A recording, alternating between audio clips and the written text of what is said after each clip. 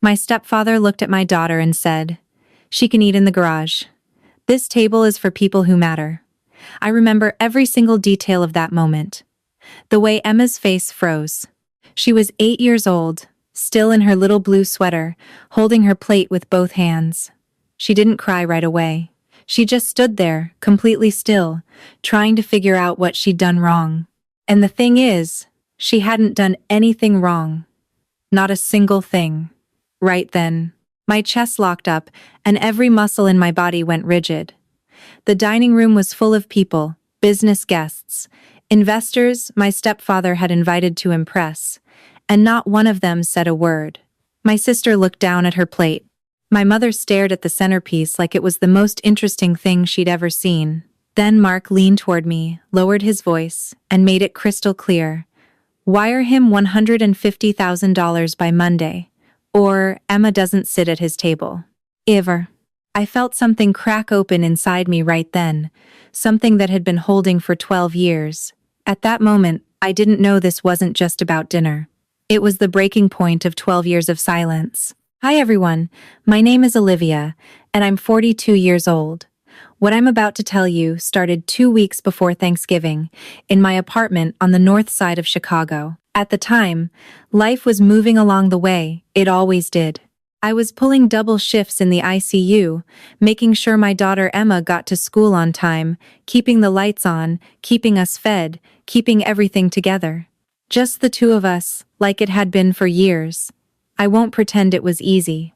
Being a single mom and an ICU nurse at the same time is the kind of exhausting that doesn't go away with sleep. But we were stable. We were okay. And for me, okay felt like enough. The hard part was my family. They never really saw what I did as impressive. To them, nursing was just a job, not a career, not a calling, just something I did because I hadn't made it somewhere better. My sister Rachel had her own business ventures, always chasing the next big thing. My stepfather Mark ran the household like a boardroom, always calculating, always keeping score. And my mother Linda just went along with whatever he decided. For years, I'd been the one they called when things got tight. Tuition, medical bills, home repairs. I always said yes because that's what I was raised to believe you do. You help family. No questions asked. Then one evening, about 2 weeks before Thanksgiving, my mom called. Her voice was soft, almost careful, the way it gets when she wants something. She told me the whole family was getting together for the holiday and that she really wanted me and Emma there. It felt normal at first. It felt like an invitation. But right before she hung up, almost like an afterthought, she mentioned that Rachel needed financial backing for a new business and that the family was hoping I could contribute. The number she said stopped me cold. $150,000. At the time, I thought it was just another uncomfortable family dinner. I had no idea it was a setup. My mother's voice sounded unusually sweet when she asked for the money. That alone should have been my first warning. Linda Carter was not a woman who did sweet without a reason. I was in my kitchen when she called, still in my scrubs, reheating leftovers after a 10-hour shift. Emma was at the table doing homework, occasionally asking me how to spell something. It was a normal Tuesday night. And then the conversation shifted. Mom started talking about Rachel's new business idea, a wellness clinic she wanted to open somewhere in the suburbs. She described it the way you'd describe a dream, all possibility and no detail. She said Rachel had already found a location, already had a vision, already had Mark's full support. What she didn't have was capital. And apparently, I was the solution. Right after she finished her pitch, a slow, simmering anger started building somewhere deep in my chest. $150,000 was not a small ask. That was more than my annual salary. That was Emma's college fund.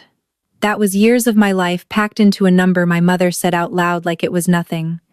I kept my voice calm and asked her what exactly the money would be used for. She said startup costs, equipment, licensing, staffing. I asked if Rachel had a business plan. There was a pause, and then Mom said, in that tone she always used when she thought I was being difficult, "Olivia, your sister needs your support right now. That's what family does. And there it was. That sentence. I'd heard it so many times over the years that it didn't even surprise me anymore. It just landed heavy, the way it always did. I told her I needed time to think. She said she understood, but the way she said it made clear that thinking too long was not acceptable. After I hung up, I stood at my kitchen counter for a long moment, staring at nothing. Emma looked up from her homework and asked with the kind of curiosity only an 8-year-old has. "Mom, is everything okay?" I forced a smile and said back to her, "Yeah, baby, everything's fine." But it wasn't fine. The number kept circling in my head, $150,000.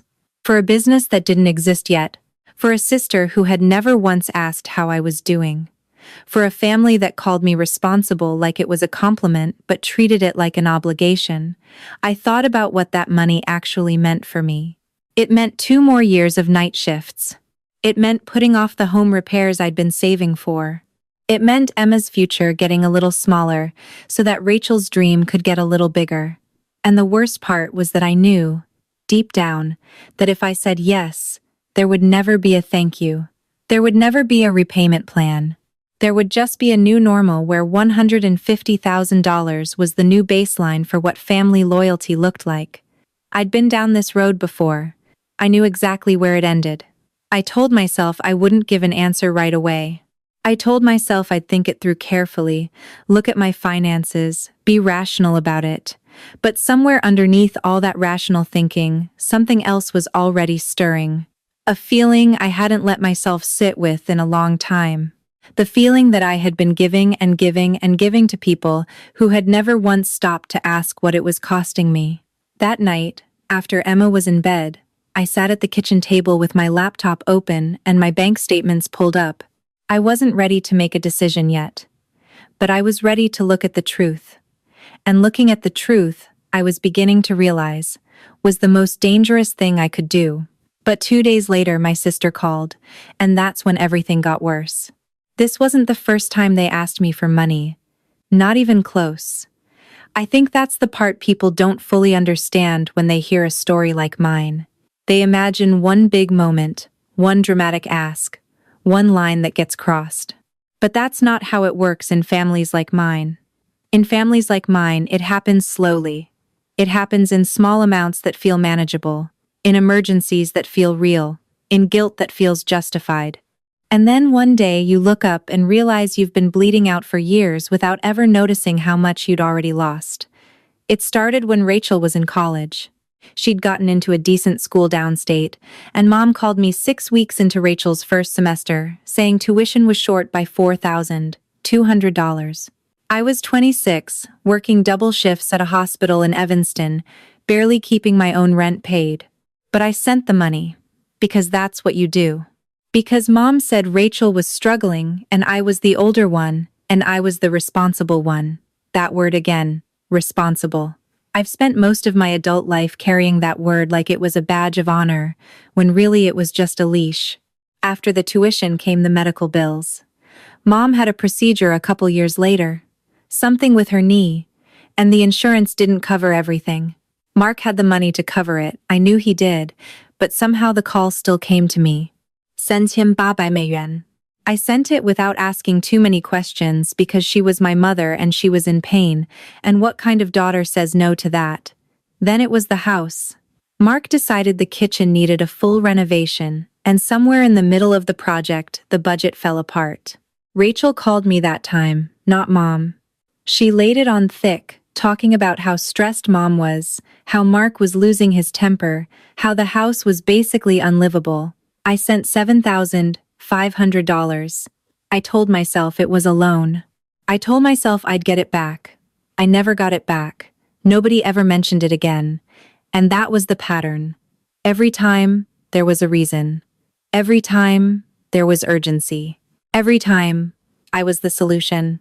And every single time, the moment the money left my account, I stopped existing to them again until the next crisis. What nobody ever asked, not once in all those years, was how I was doing. Whether I was managing. Whether sending that money meant I couldn't fix my own car. Or take Emma on a trip she'd been asking about. or sleep at night without running numbers in my head. Nobody asked because nobody needed to ask. I would always say yes. I had always said yes. I had trained them to expect yes from me, the way you train a dog to expect a treat. Completely, reliably, without fail. And somewhere along the way, I had stopped being a person to them and started being a resource. After Mom's call about Rachel's wellness clinic, I started thinking back through all of it. Not just the money, but the moments around the money. The Christmas Rachel got a car and I got a card. The birthday dinner where Mom spent 20 minutes talking about Mark's new business contacts and never once asked about my promotion at the hospital. The Thanksgiving 2 years before, when Emma had the flu and I mentioned it in passing, and Rachel changed the subject within 5 seconds to talk about a vacation she was planning. None of those moments felt like accidents anymore. They felt like a system. A carefully maintained system where my role was fixed and my value was transactional, and any need I had that went beyond writing a check was simply inconvenient. That night after Mom's call, I sat at my kitchen table long after Emma had gone to sleep. The apartment was quiet. The only light on was the one above the stove. And for the first time in a long time, I let myself feel the full weight of what I'd been carrying. Not the dollar amounts, not the individual asks. The whole thing, the years of it, the exhaustion of always being the one who holds everything together for people who never once tried to hold anything together for me. Right then, something shifted inside me. Not loud, not dramatic. Just a quiet, bone-deep clarity that told me I was done. I didn't say it out loud. I didn't make any calls. I just sat there and knew. That night, I sat down and added everything up. And what I found changed everything.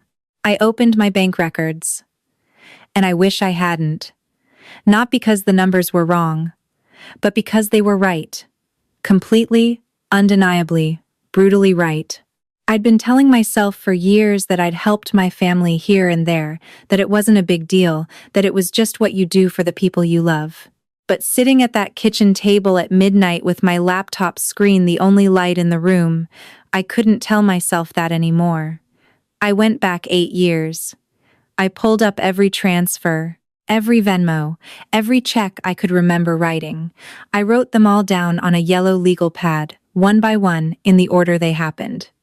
Rachel's tuition shortfall, Mom's knee surgery, the kitchen renovation, the time Rachel's car broke down and she needed a new transmission. The time Mark's business hit a rough patch, and Mom asked me quietly, almost in a whisper, if I could help cover their mortgage for 2 months.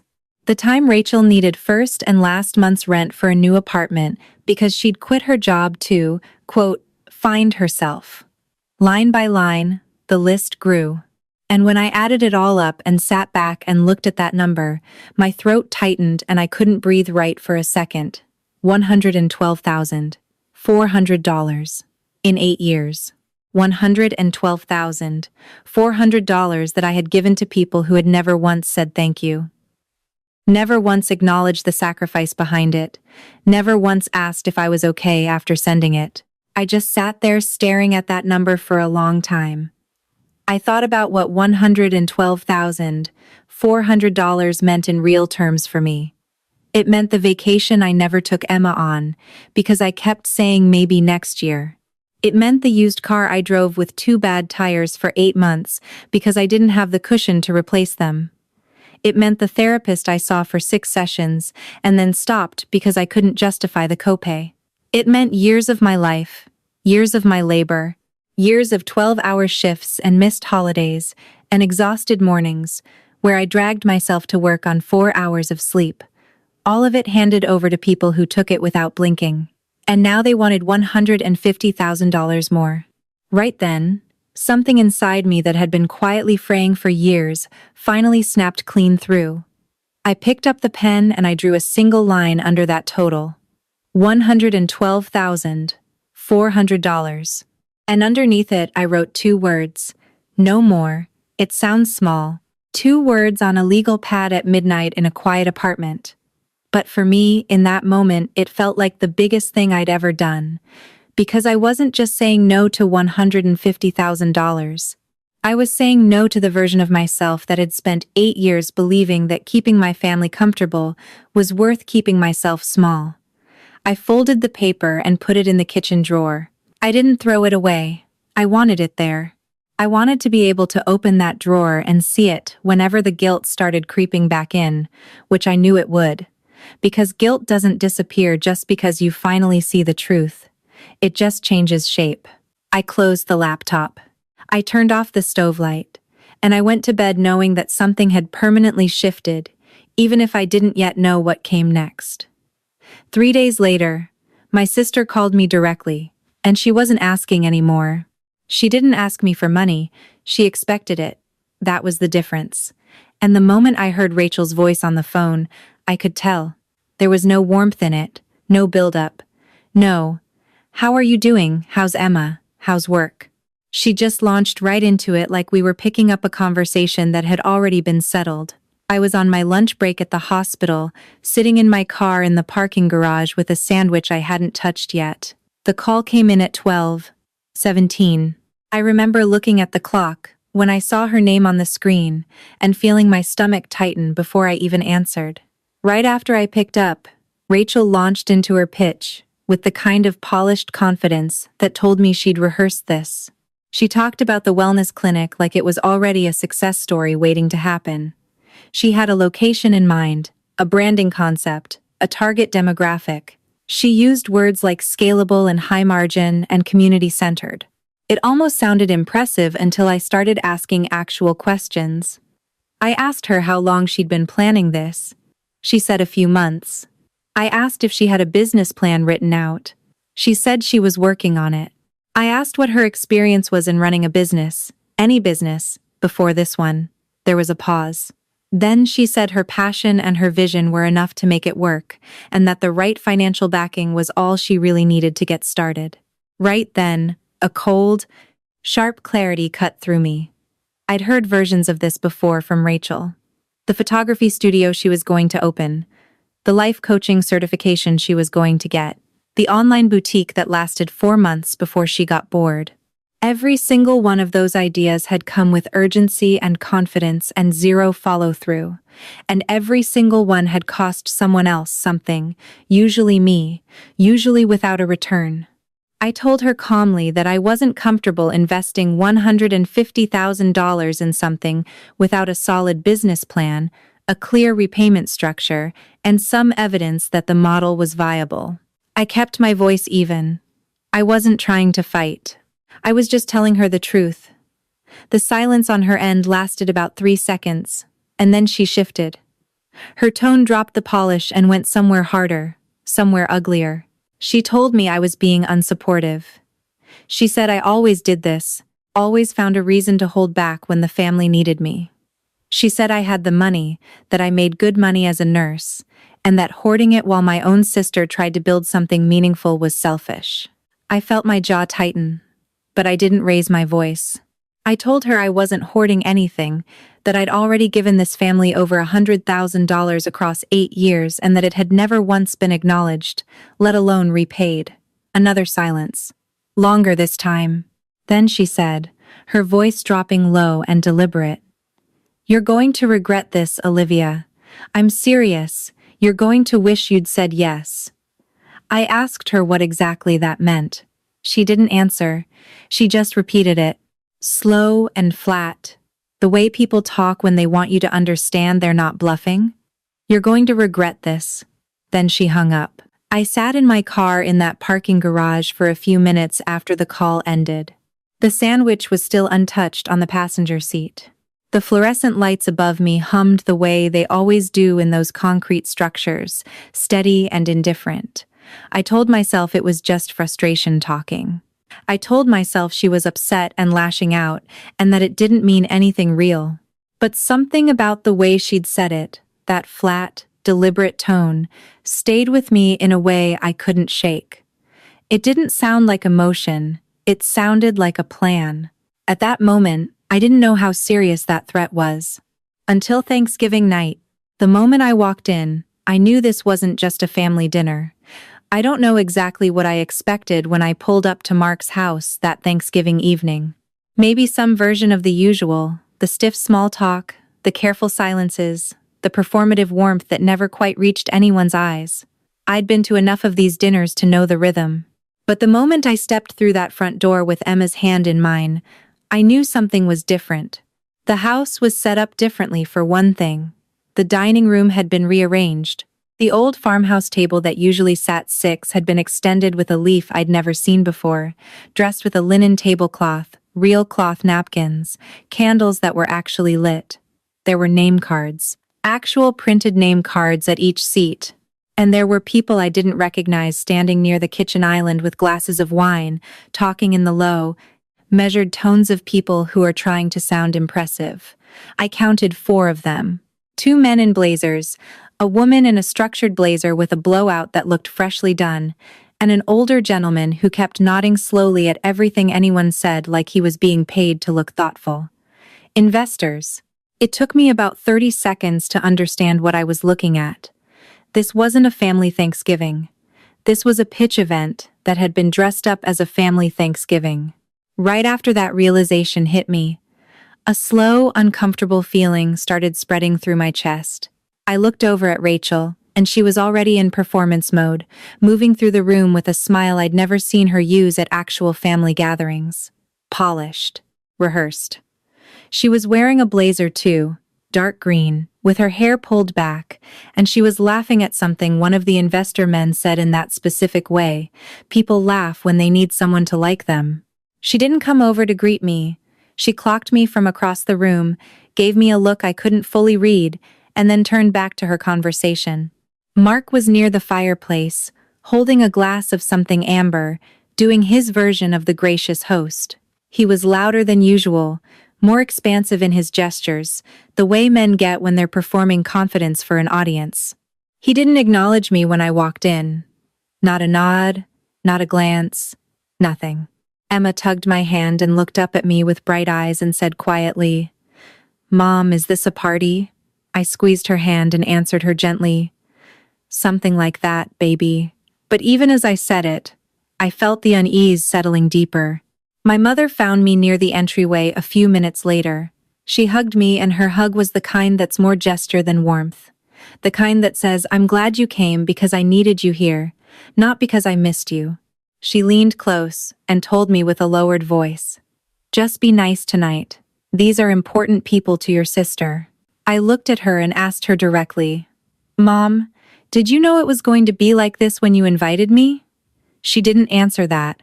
She just patted my arm and moved toward the kitchen. Emma stayed close to me the whole time, which broke my heart a little because she's usually the kind of kid who warms up to a room fast. But even she could feel something was off. She stayed at my side, one hand looped around my arm, watching the strangers in her grandparents' house with quiet, careful eyes. I got myself a glass of water and stood near the edge of the room, watching. Rachel was steering the investors toward the dining room. Mark was wrapping up his fireplace performance and moving to take his seat at the head of the table. My mother was bringing dishes out from the kitchen with the focused energy of someone trying to keep everything running smoothly, so nobody looked too hard at the cracks. The candles flickered. The conversation hummed. Everything looked warm and abundant and intentional from the outside. But standing there in that room, holding my daughter's hand, I felt completely and utterly alone. Like I'd walked into a play where everyone else knew their lines except me. And then, right before dinner, everything exploded. Just as I pulled out a chair for my daughter, he stopped me. Mark's voice cut across the room like he'd been waiting for exactly this moment. Clear, deliberate, loud enough for everyone at that table to hear. He looked directly at Emma and said, without a single trace of hesitation, "She can eat in the garage. This table is for people who matter." The room went still, not the natural pause between conversations. The kind of still that happens when something has been said that can't be unsaid. When the air itself seems to hold its breath, waiting to see what comes next. Emma's hand was still in mine. I felt her fingers tighten. She looked up at me, then at Mark, then back at me, her face caught somewhere between confusion and the early trembling edge of humiliation. She was 8 years old. She didn't understand the politics of what was happening. She just understood that a grown man had looked at her in front of a room full of strangers and told her she didn't belong at the table. Right then, my blood ran so hot I could feel it in my ears. I didn't move. I stood completely still, gripping the back of that chair, and I looked at Mark with every ounce of control I had left. I asked him quietly, but with absolute clarity, "What did you just say?" He didn't repeat it. He didn't need to. Instead, he picked up his wine glass, leaned back in his chair, with the ease of a man who believed he held every card in the room, and said to me with a cold, measured calm, "You know what this dinner is about, Olivia. You know what's at stake. When you decide to be a team player, your daughter can sit wherever she wants. Until then, there's a perfectly good space in the garage, and a plate will be brought out to her." I heard someone shift uncomfortably in their seat. One of the investor men cleared his throat. The woman with the blowout suddenly found her name card extremely interesting. I turned to look at my mother. Linda was sitting 2 seats down, her hands folded in her lap, her eyes fixed somewhere on the centerpiece. She didn't look at me. She didn't look at Emma. She just sat there, still and silent, like if she didn't move, maybe this moment would pass over her without touching her. Then I looked at Rachel. My sister was at the far end of the table, and she had a small, tight smile on her face. Not a happy smile, a satisfied one. The kind of smile that told me this hadn't surprised her because she'd known it was coming. Maybe she'd even helped plan it. Something collapsed inside me then. Not loudly, not dramatically, just a quiet internal giving way. Like a wall that had been holding back water for years, finally losing the last of its strength. Emma tugged my sleeve and looked up at me with eyes that were starting to fill. She said in a small, careful voice, the voice kids use when they're trying very hard not to cry in public, "Mom, it's okay. I don't mind." And that destroyed me more than anything Mark had said. Because she did mind. Of course she minded. She was 8 years old, and she'd just been told by her own grandfather figure that she wasn't worthy of sitting at a dinner table. And she was trying to protect me from feeling bad about it. That was the moment something in me stopped being controlled. I let go of the chair, I straightened up, and I looked around that table, at the investors, at my mother, at Rachel, at Mark sitting at the head of it all, like he was king of something, and I felt the last of my patience dissolve completely. My voice came out steadier than I expected when I finally spoke. I looked down at Emma, and with every ounce of gentleness I had left, I said to her, "Baby, go get your coat from the hallway and wait for me right there. I'll be 1 minute." She looked at me with those wet eyes and nodded, and quietly did exactly what I asked. I watched her go. And then I turned back to that table. Every single person in that room was looking at me now. Mark had a faint smirk starting at the corner of his mouth, the look of a man who thought he'd already won. He hadn't won. He had just made the single biggest mistake of his life. Because the moment Emma walked out of that dining room, the last reason I had to stay quiet walked out with her. That was the moment I decided I was done being silent. "You want to know why I said no?" My voice was calm. That's the part I remember most clearly. I wasn't shaking. I wasn't crying. I was just done. I reached into my bag and pulled out my phone. I'd taken a photo of that legal pad the night I sat at my kitchen table and added everything up. The one with the list. The one with the total at the bottom and the 2 words underneath it. I pulled up the photo and I held the phone up so the whole table could see it, turning it slowly so nobody had an excuse to say they hadn't looked. Then I started reading. 8 years ago, I sent $4,200 to cover Rachel's tuition shortfall. 2 years after that, $3,800 for my mother's knee surgery, even though Mark's business account had more than enough to cover it. Then, $7,500 for the kitchen renovation that somehow ran over budget. Then $2,100 for a car transmission. Then $6,000 to cover 2 months of this household's mortgage when Mark's deal fell through. then $1,400 for Rachel's apartment deposit when she quit her job to find herself. I kept going. Line by line, every single item on that list. I didn't rush it. I didn't editorialize.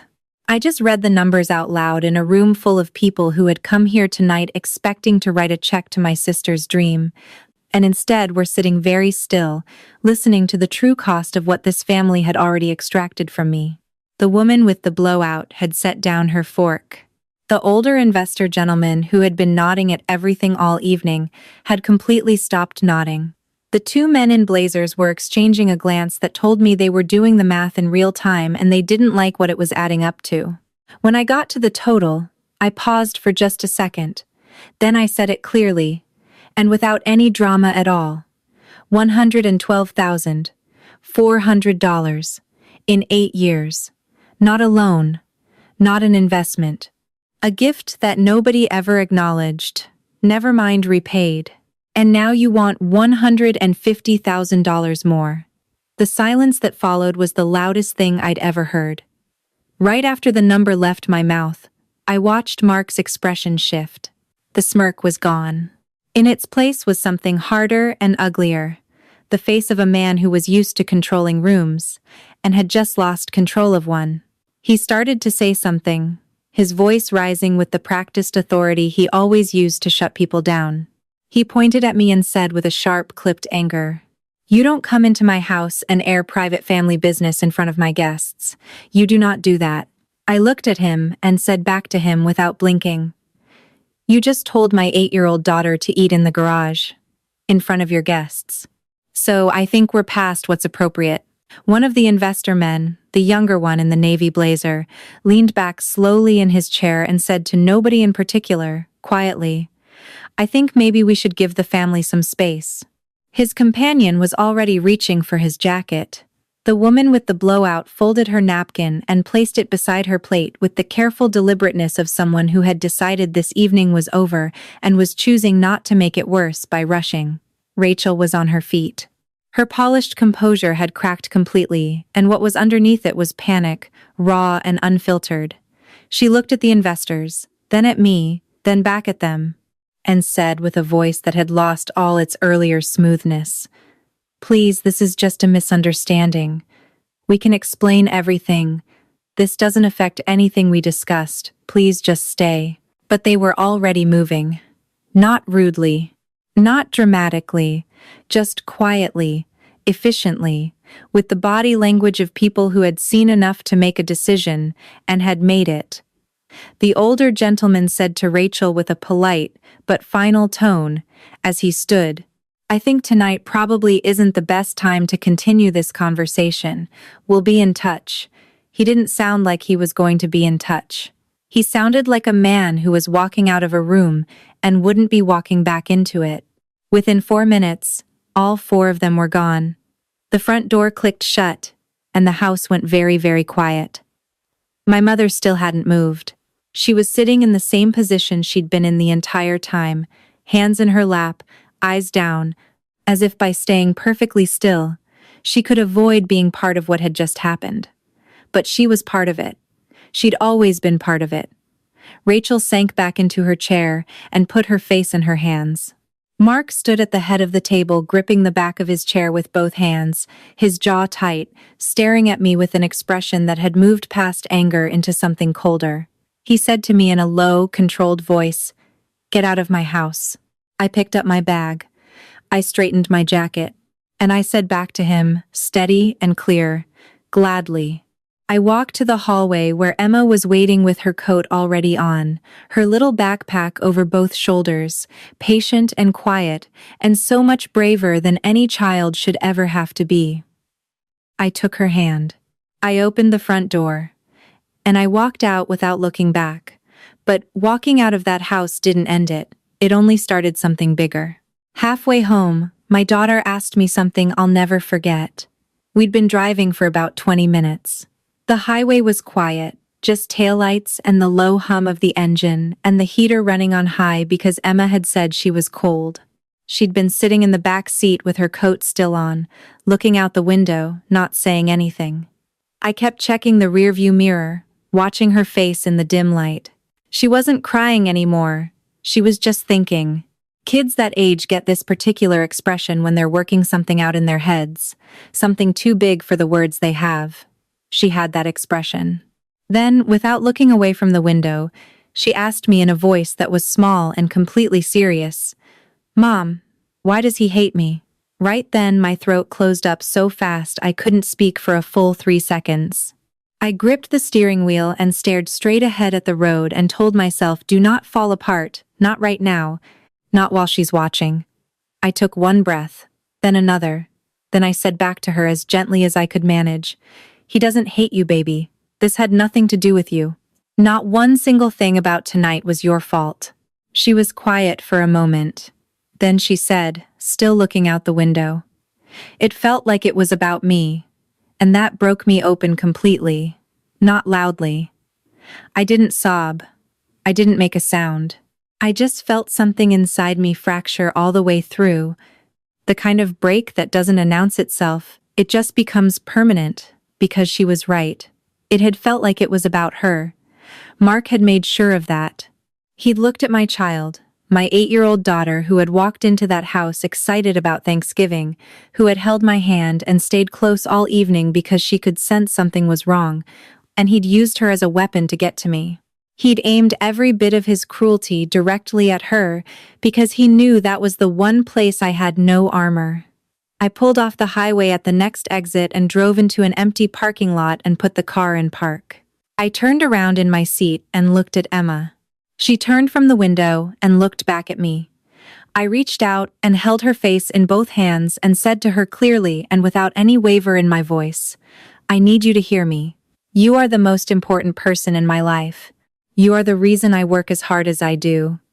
Nobody, not him, not anyone, gets to make you feel small, ever. And I promise you that I will never put you in a room where someone treats you that way again." Her eyes filled up again, but she nodded. Then she leaned forward and hugged me over the center console, her arms around my neck, and I held her there in that dark parking lot for a long time. When she finally pulled back, she wiped her face with her sleeve and said with the particular resilience only children possess, "Can we get pancakes?" I laughed. Actually laughed, the kind that comes out before you can stop it.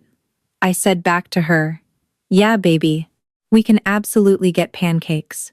But even as I pulled back onto the road, even as Emma started chatting about the pancake place she liked near our apartment, something had solidified inside me. The guilt that had followed me for 8 years. The guilt that made me say yes when I should have said no. The guilt that told me keeping the peace was worth keeping myself small. That guilt was gone. In its place was something quieter and much stronger. Clarity. The next morning, I made a decision that would change everything permanently. I didn't scream. I didn't argue. I called a lawyer.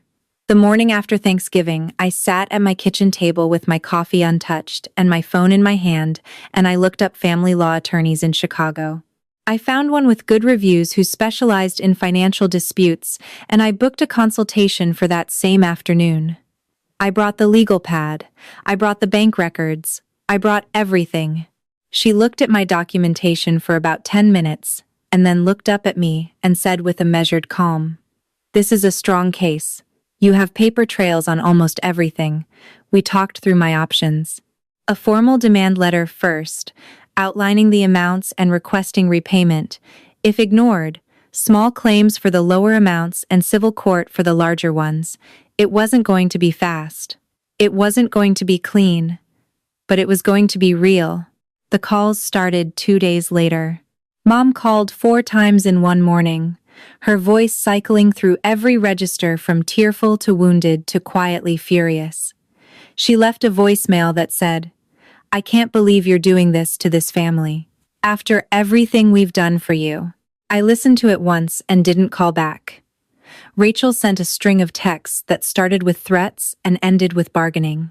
Mark left one voicemail, just one, and his voice was cold and controlled and said, "You'll regret making an enemy out of me." I saved all of it. Every call log, every text, every voicemail. My lawyer had told me to. 3 months later, everything looked normal again on the outside. But nothing really was. 3 months have passed since that Thanksgiving, and my life looks quieter, but heavier in ways I didn't expect. The legal process resulted in a partial repayment agreement. Not the full $112,400. About half of it, structured in monthly payments that my lawyer made sure were documented and binding. Mark signed it without ever apologizing. Rachel signed it without making eye contact with my attorney. My mother called me the night after the mediation and cried for 20 minutes and said she hoped I was happy with what I'd done to the family. I listened. I didn't argue. I just said, "I hope you take care of yourself, Mom," and then I hung up. I haven't spoken to any of them since. Emma is doing better. She started seeing a school counselor a few weeks after Thanksgiving, just someone to talk to, someone outside the situation. Her teacher told me recently that she's been more confident in class, raising her hand more, laughing more easily. That one small piece of information made every hard thing I'd done feel completely worth it. But I won't pretend I'm at peace with all of it. There are nights when the guilt still comes back, quieter now but still there, whispering that maybe I went too far, that maybe there was a way to handle it that didn't burn everything down. And then I remember Emma's voice in that car. "Mom, why does he hate me?" And the guilt goes quiet again. I've learned something through all of this that I wish I'd understood a long time ago. Boundaries aren't punishment. They're just the truth about what you will and won't accept.